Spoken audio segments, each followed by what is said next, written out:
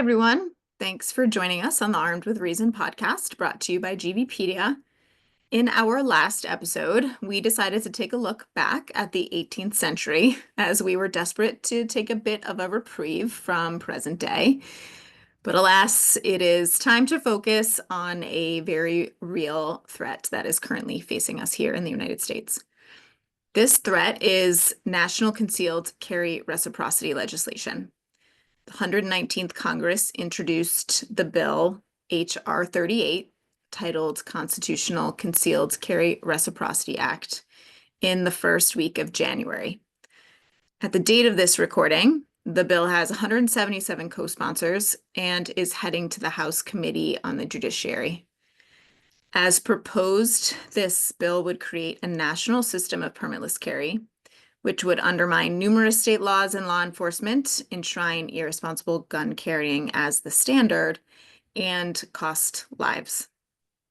Given the severity of the topic at hand and the sense of urgency due to the makeup of the 119th Congress in general, Devin and I, although mostly Devin, wanted to share more about what exactly this means and how it might be possible to push back against the passage of this bill. So Devin, hello. Yes. Hello, here at the end of the all time. Yes, as the world is ending, some days quicker than others. Can you talk a little bit about the nuances of this legislation because they make it a little bit hard to follow? Maybe give us a rundown of what concealed carry is and what exactly the bill is trying to do. Yeah, so basically, it's not even clear that the bill itself knows what the bill is trying to do. That feels It's, very on brand. yeah, it's like one long carry-on sentence type thing that I'm not sure that the authors intended for national permitless carry, but we're pretty confident that's what it is. So to back up, what is carry, concealed carry, and so forth? So there's generally two types of carry. There's open carry and concealed carry. And this is when carrying a firearm outside of the home. So this applies to public places. Open carry is when the firearm is completely visible. So if you see those really brave stand-up guys with an AR-15 on their back going to get a burrito at Walmart, um, for those reading the transcript, there should be like sarcasm, italics or something there. Um, it's like that's open carry, and this bill really doesn't touch on that. It does touch on concealed carry, which is when you have a weapon, usually a gun, and usually a handgun, concealed on your body. So underneath your clothes, let's say in a purse, something like that. And for most of the past like 100 plus years, most states had what was called may issue or even no issue. So there's a bunch of states that just would not allow you to carry concealed guns in public. And these laws stretch all the way back to the 1800s and 1700s, where they just felt like who would need to carry a gun concealed? That's dishonorable type stuff. Um, which antiquated times Yeah. on that. Oh, Yeah. honor. What a time. Yes. Yeah, what is that? But then there's also May issue, where you could get a permit to carry in public, but you'd have to get a license to do so, undergo training.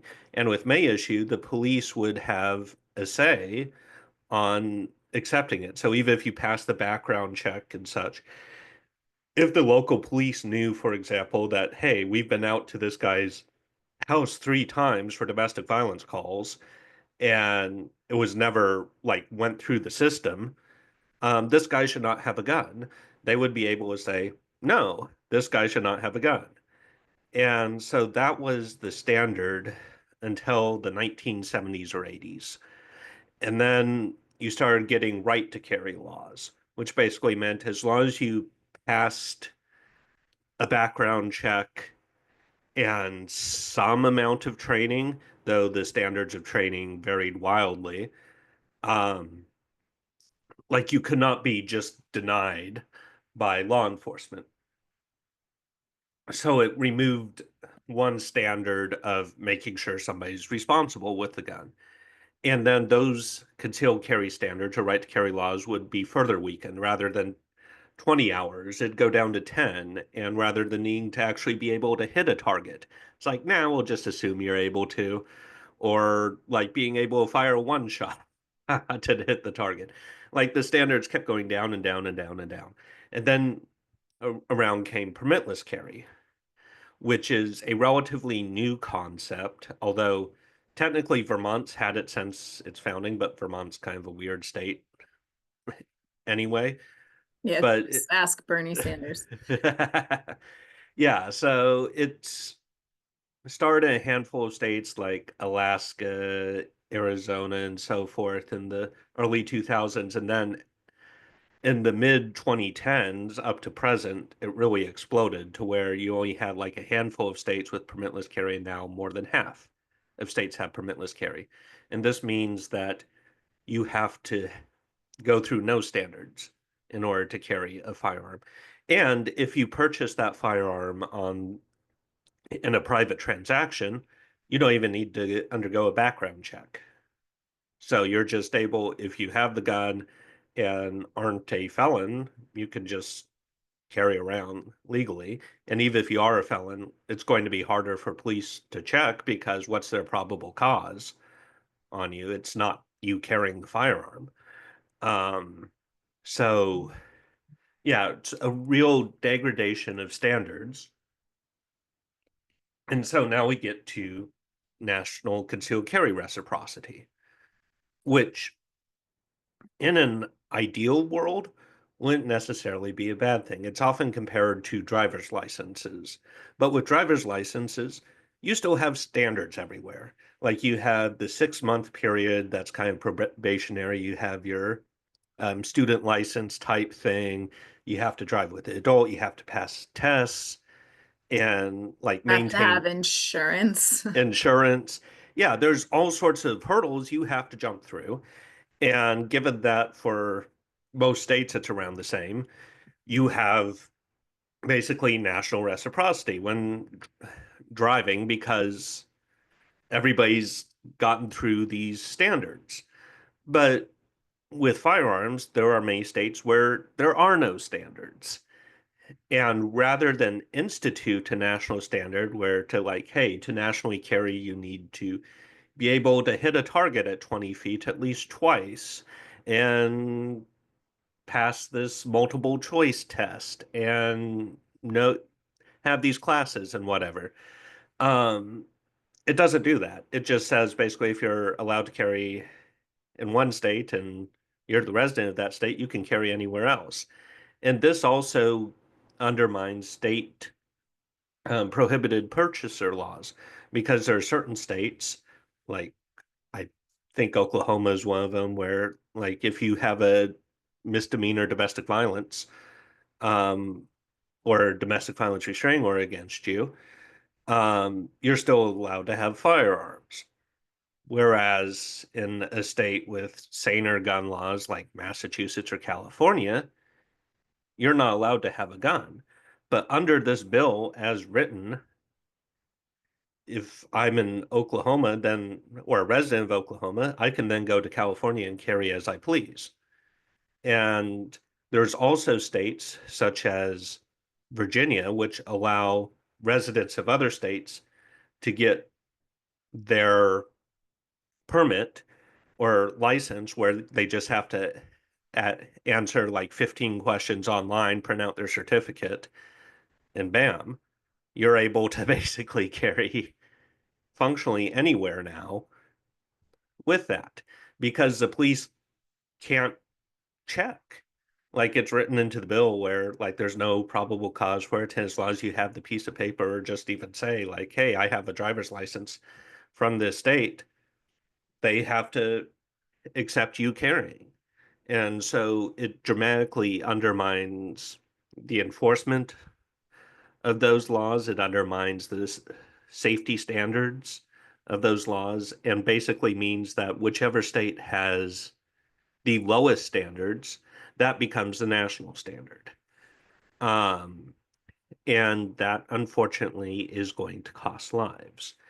And to further continue this educational rant of sorts, um, there's been a lot of research on the move of states from may issue and no issue to right to carry laws. And there's been less research on the move to permitless carry. But of the modern literature since 2005, when the National Research Council basically did a shrug and like the existing evidence doesn't tell us what we need to know on concealed carry.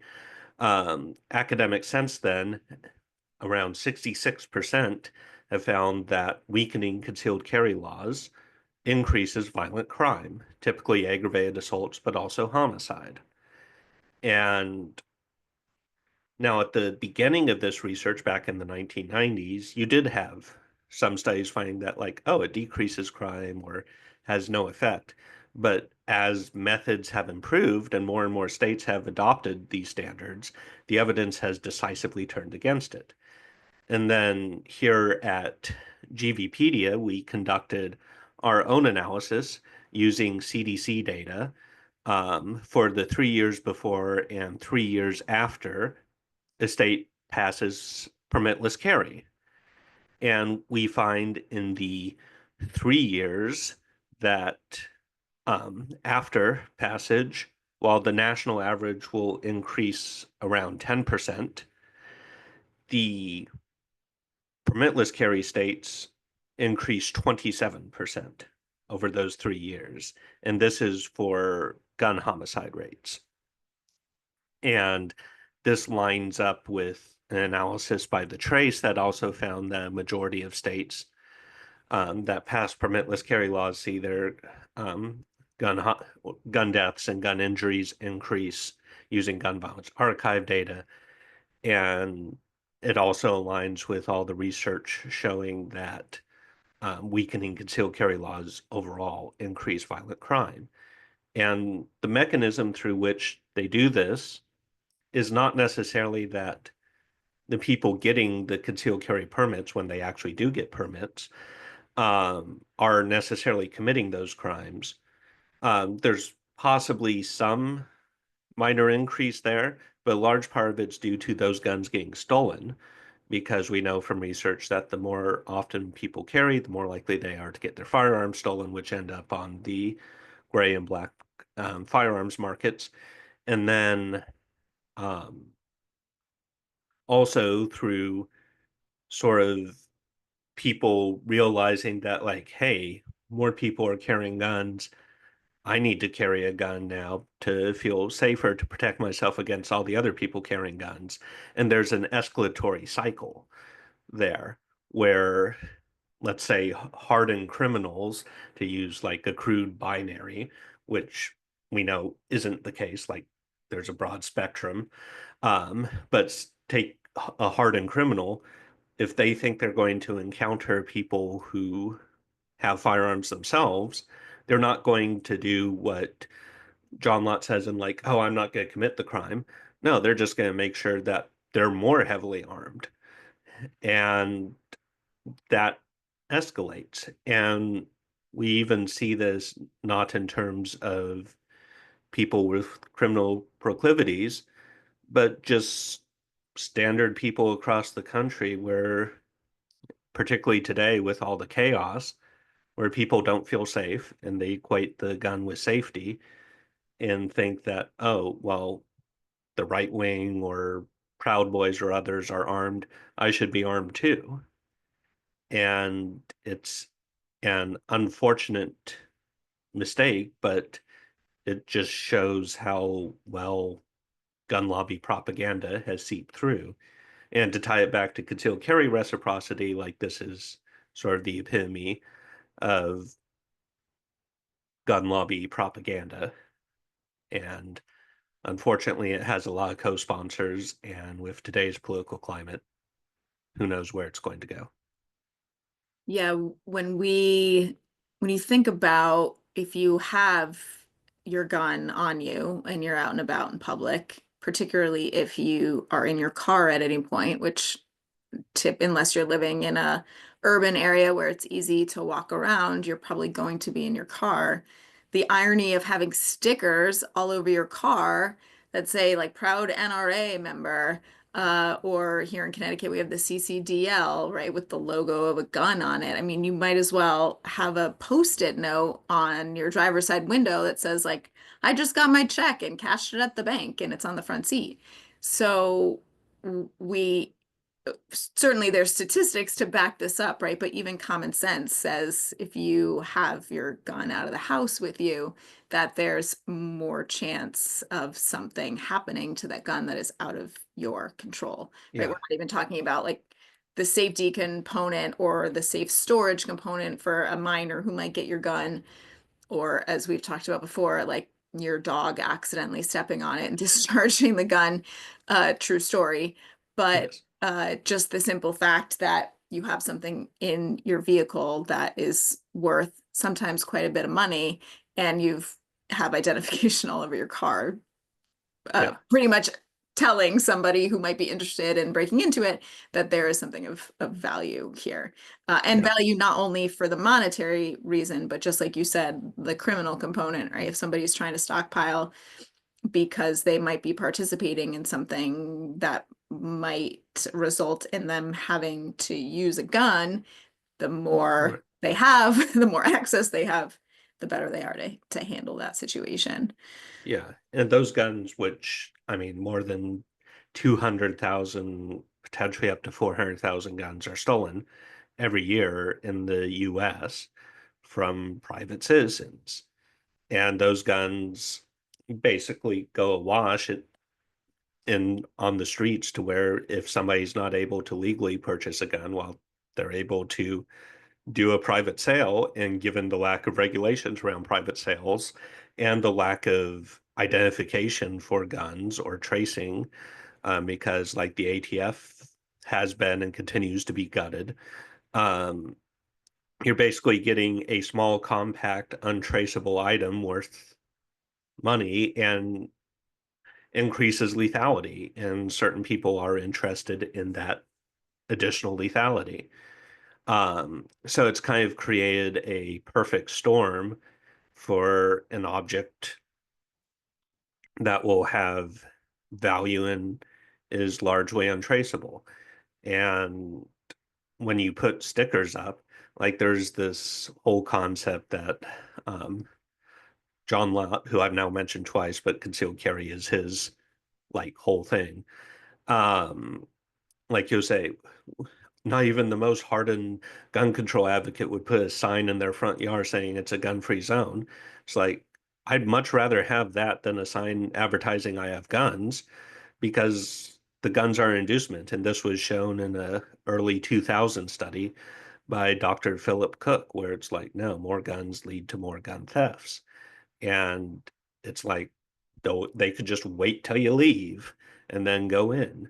And there's two personal stories I have with that. One was my grandmother back in the, I think it was 1980s or something, decided she needed a gun for self-defense, got a like Smith and Wesson special or something like that, and like would keep it in a cabinet somewhere.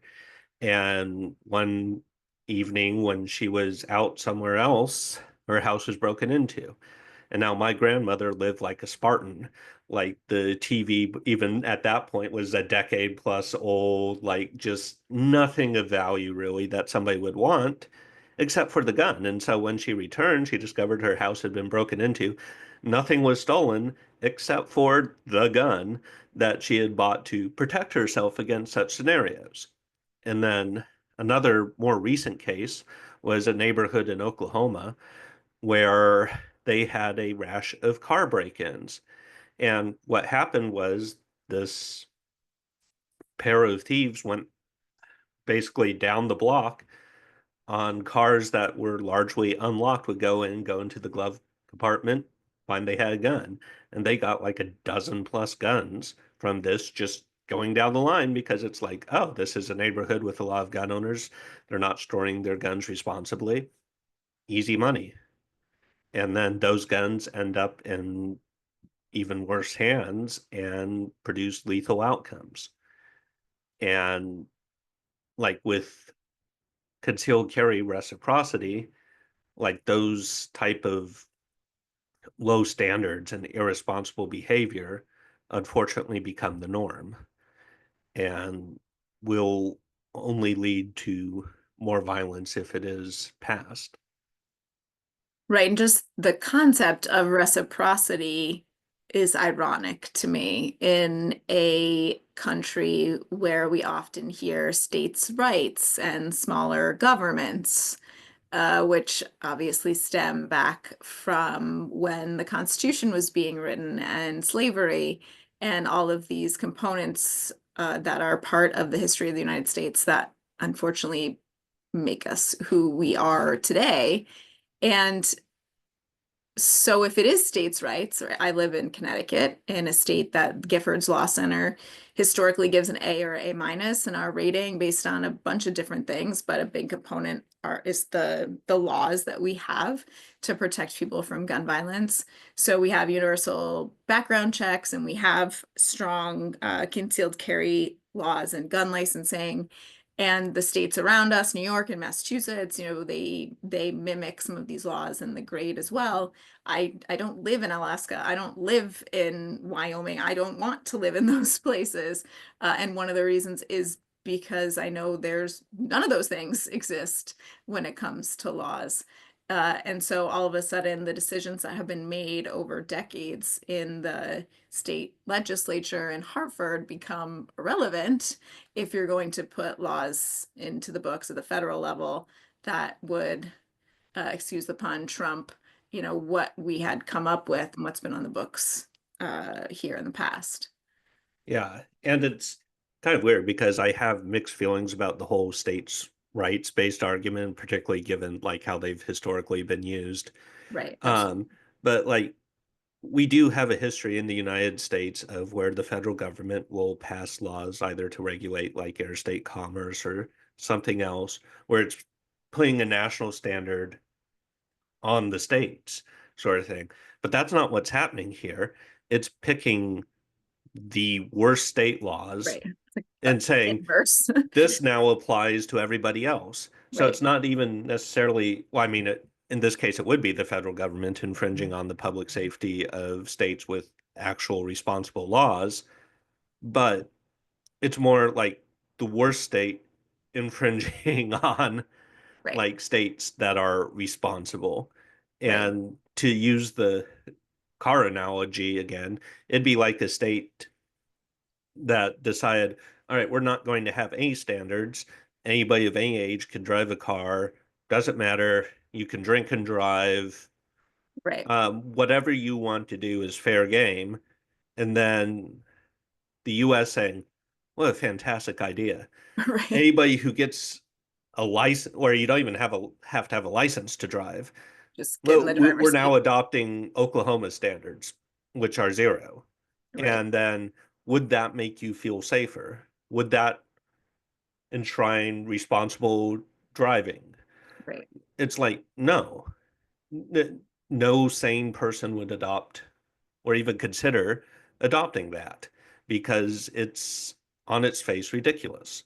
right, And yeah, it's the same here. It's on its face ridiculous. We know it's going to cost lives, and it's the opposite of responsible gun ownership.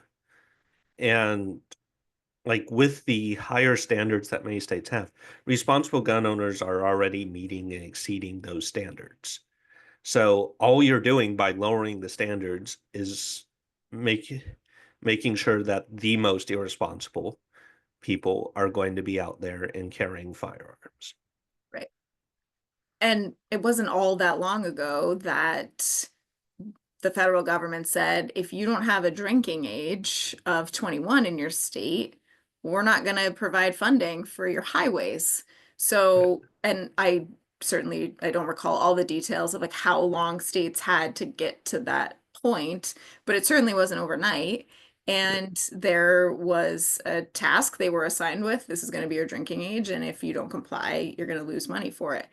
But it wasn't meant, it it was meant, as you said, to create a safer environment for everybody, Right. right? Based on drinking and driving and a bunch of high schoolers and college kids either tragically dying in car accidents or tragically killing other people in car accidents. Right. And it So, does remind me, there's even like the article from, I think it was like in the 1980s when this was all being debated. And yes, it's like, I'm responsible when I drink and drive. These right, standards shouldn't apply to me, which now is, again, facially absurd.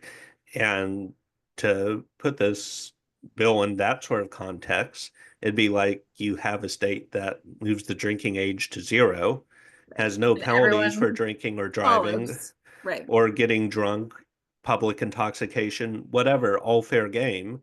And then Congress going, yes, right, we right. want that. That's the solution, right, Yeah, and also having that same government push out, oh, well, actually, heavy drinking makes you safer at the same time. right. Like that's the level of absurdity that we're at with this overall concept and bill in particular.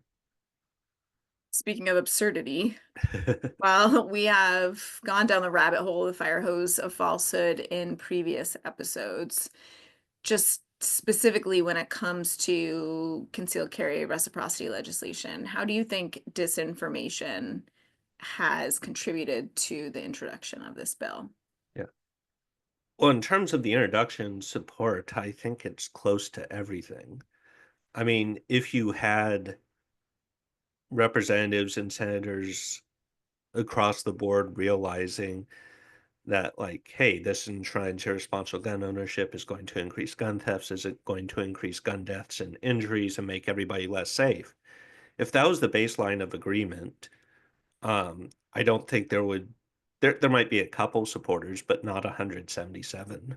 Right, Um, like it's not necessarily that these people or the supporters think like, oh, it's going to do terrible things, but I support it anyway. They actually think it's the right thing to do and are incorrect in that. Now, part of like what concerns me today, and this is even broader than the concealed carry bill, is like we are seeing the effects of a fire hose of falsehood campaign across like all the subjects, with Elon Musk tearing through federal agencies and just blatantly lying about uncovering fraud and such, where it's just like that's not remotely true or it was already reported earlier type situation. Um, like we're seeing that where the media, what's left of it, is scrambling to find out like, no, we're not sending $50 billion worth of condoms to Gaza. Like, one, you have the one wrong Gaza, two, that's not what's happening here, and three, condoms are important to prevent the spread of STIs.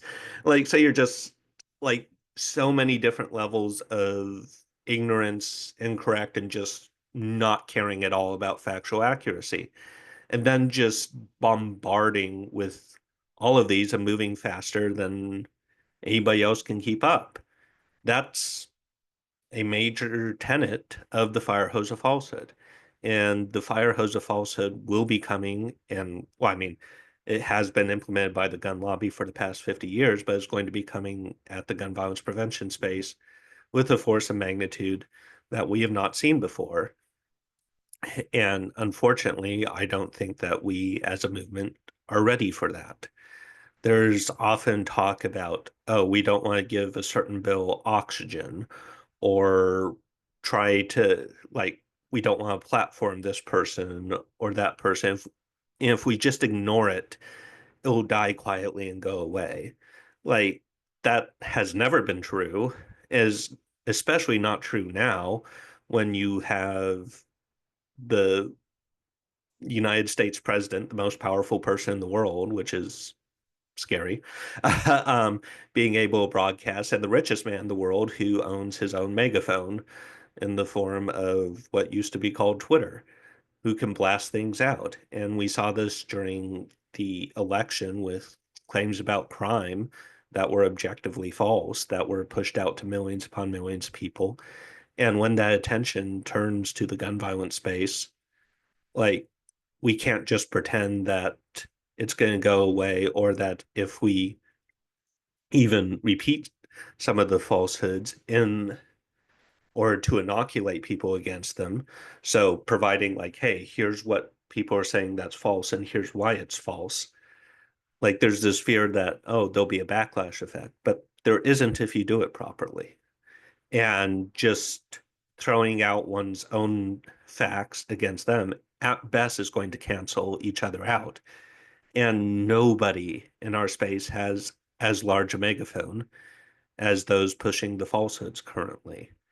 And so you have no choice but to confront it head on and in a disciplined, measured way, making sure that it's fact based, but also rapid, consistent, and countering the falsehoods wherever they may appear. And we're just not doing that. And there have been recent articles of late where it talks about various minority communities buying guns to protect themselves, which is understandable. That fear is understandable, and nothing we say should undermine that fear. Getting a gun is not the answer to that. It's only going to make those communities less safe, result in more deaths and injuries. And the buying of guns there is not only making those communities less safe, it's empowering the very forces that are attempting to make those communities less safe. Like, if you look at the boards and companies that are pushing firearms and the firearm messaging out, do they look like the minority communities that are claiming to be like, oh, look at how great? No. Looking to protect you. Yeah, no, that's definitely not them. Yeah, that they look like older versions of me. Yes. Like, No offense so to older Devin, but yeah. yes, no offense to me in 20, 30 years, but like, yeah, it's just buying into a system that in a way is a security racket. And probably what, 5, 10 episodes ago, we had Dr. Eva Yusanite on to talk about Mexico and the cartels. And there are startling similarities between what the cartels do and what the gun lobby does. Like the cartels will go into a place, cause chaos, and then tell people, hey, look, there's all this chaos around. You should pay us to protect you from this chaos. It's like, well, who caused the chaos here? And the gun lobby is basically like, look at all those people out there with guns that might harm you. You should have a gun. It's like, well, who supplied those guns in the Right, first place? right. And so it's merely perpetuating a cycle of making people less safe than protecting oneself. And there are many different alternatives to promote safety that won't buy into this cycle and will also keep you safe, like investing in home security, getting a dog, taking various forms of martial arts. Oftentimes, the gun lobby likes to say, like, well, if you have like a guy who's 6'3", 300 pounds, or whatever, like, what's a poor woman to do who's 5'2" and 100 pounds? It's like there are martial arts out there and self-defense classes where if that guy isn't like a black belt or something, you're going to have him on his back in like 2 to 3 seconds. Like it's there's entire disciplines out there designed to solve that. And in those encounters, there's this assumption that a gun is like a magic wand. That's like, oh, I have it and all the problems will disappear. It's like, no, you're most likely introducing a lethal weapon into a wrestling match. And that's going to have even worse consequences. So there's like a lack of understanding and thinking through the actual self-defense scenarios. There's the buying into the gun lobby's fire hose of falsehood that guns make people safer.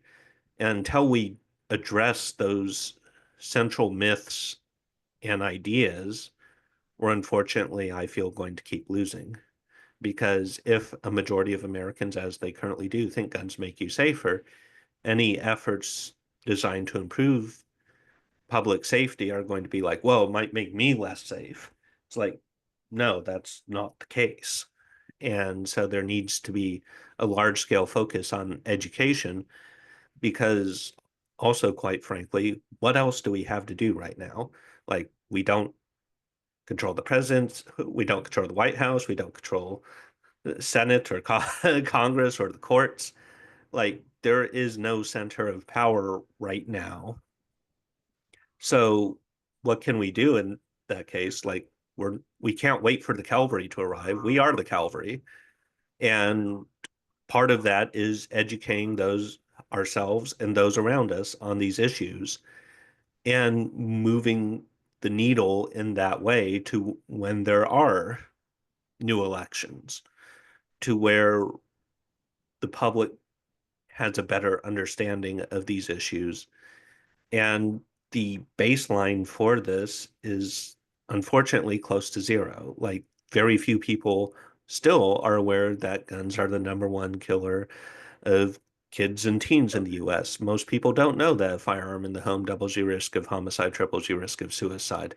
They don't know that weakening concealed carry laws actually increases crime. Like, the baseline for additional knowledge to people, like, we don't have to take all that many steps, and we can have conversations with our loved ones and friends, some of whom might be considering getting a firearm right now. It's not just people wearing red hats that you have to have conversations with. Like, there's a broad range of people to engage, educate, and then be able to mobilize on this issue. Right. And we do kind of have an opportunity for the next 2 years to engage in this sort of education of what's happening, why it matters, what the myths are, how best to refute them, and then from that baseline emerge hopefully with a bit more strength because right now the strength rating is zero.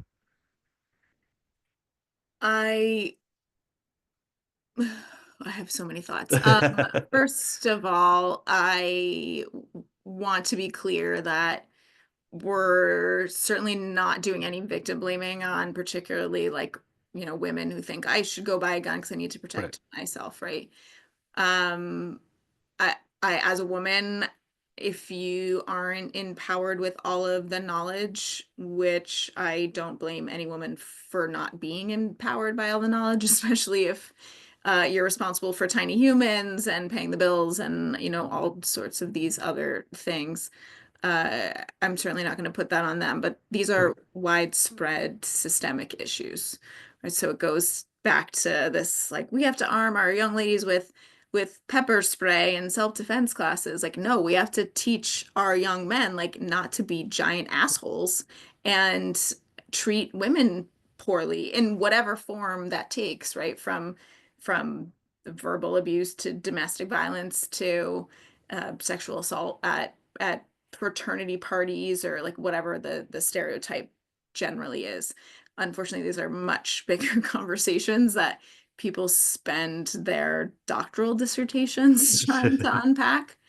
Um, but I mean, we're at the point in this country where Marjorie Taylor Greene is screaming about how federal employees do not deserve their paychecks.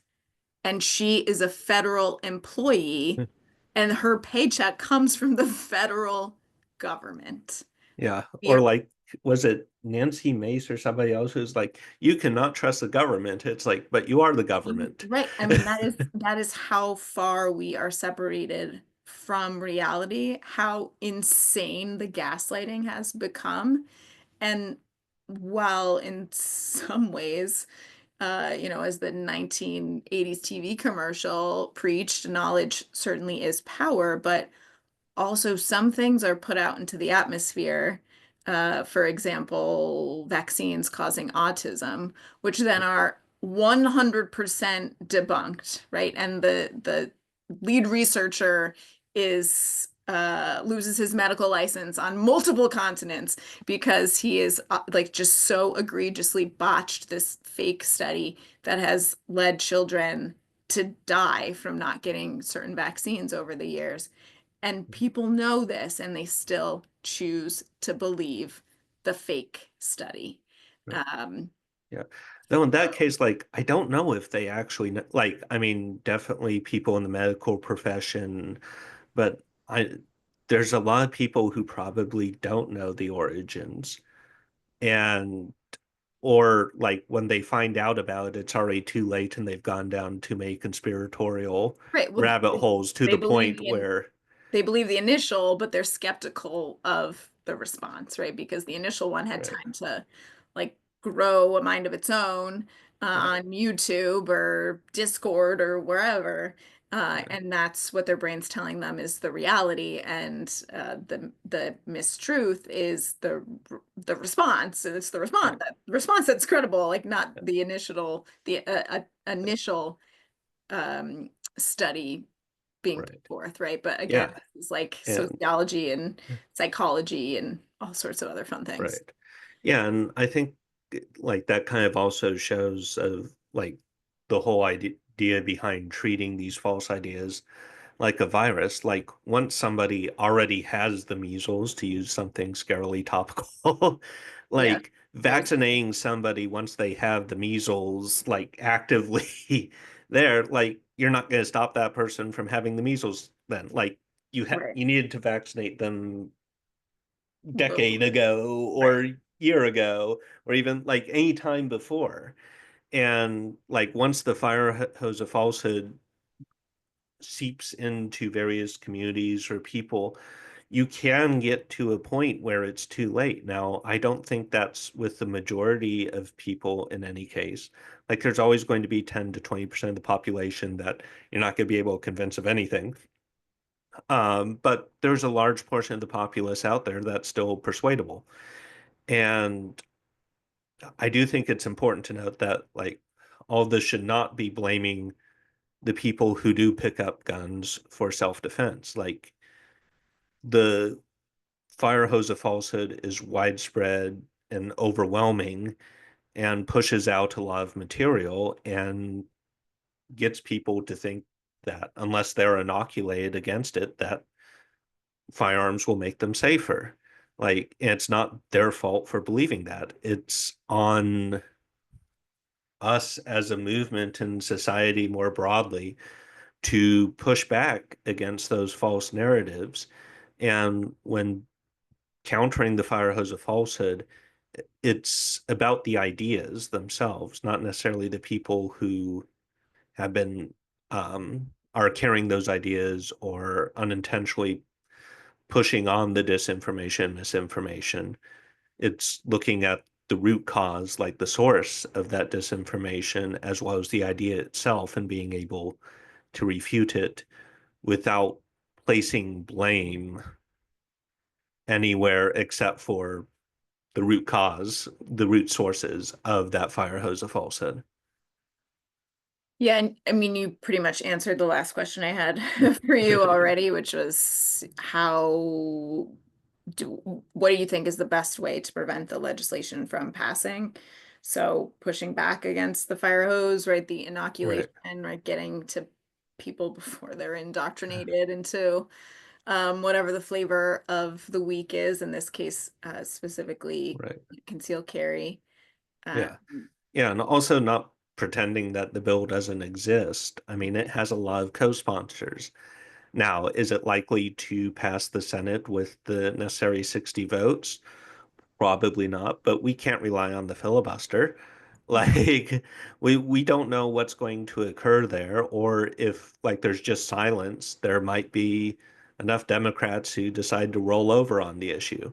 we had Like 10 Democrats vote in favor of the censure yesterday for Yeah, Representative Green. So the world is extreme. I mean, unpredictable is an understatement, but we really we until somebody says this is how I'm voting, either for or against, and goes up and right, casts their vote, like we can't, there's no safe assumption that we can make. right. Yeah, and like we can't necessarily control like what the filibuster is going to be or necessarily even how people vote. We can control what we say, who we say it to, and how we say it in terms of presenting the facts and data clearly, showing like why these ideas are wrong and how they impact people, and going in a space of not blame, but education type. Right. And now, like, once somebody's seen all the facts and data and had that conversation, and then they're like, yeah, I'm still voting for it or whatever, then it's like, okay, that person's not reachable at this time. There's hundreds upon hundreds of other people who could very well be reachable. And if like everybody who like listened to this or subscribed to Armed with Reason had like just a handful of conversations, not with people within the movement, but people they know who aren't activated on this and talked about like the defensive gun use myth and inoculating people against these ideas. And then those people could help inoculate others. Like that's going to be far more powerful than even like a single call to a congressperson's phone who's already ringing off the hook with everything. Like calling your congressperson can still have an impact, particularly in terms of the tally. But Yeah, please don't stop calling your Congress people, by the right. way. But That's also have conversations with people yes. who like you don't have to go out find the nearest person with a mega tattoo or whatever and Right. chat them up. But like we still have friends and family and even people on the left who are considering guns in these troubled times. And we need to start having those conversations and showing what the evidence is because if we don't, like it won't even be we won't have to worry about getting like a majority of the country because we won't even have a majority of people left of center. Right. And like once that happens, like then the fire hose of falsehood is too firmly ingrained.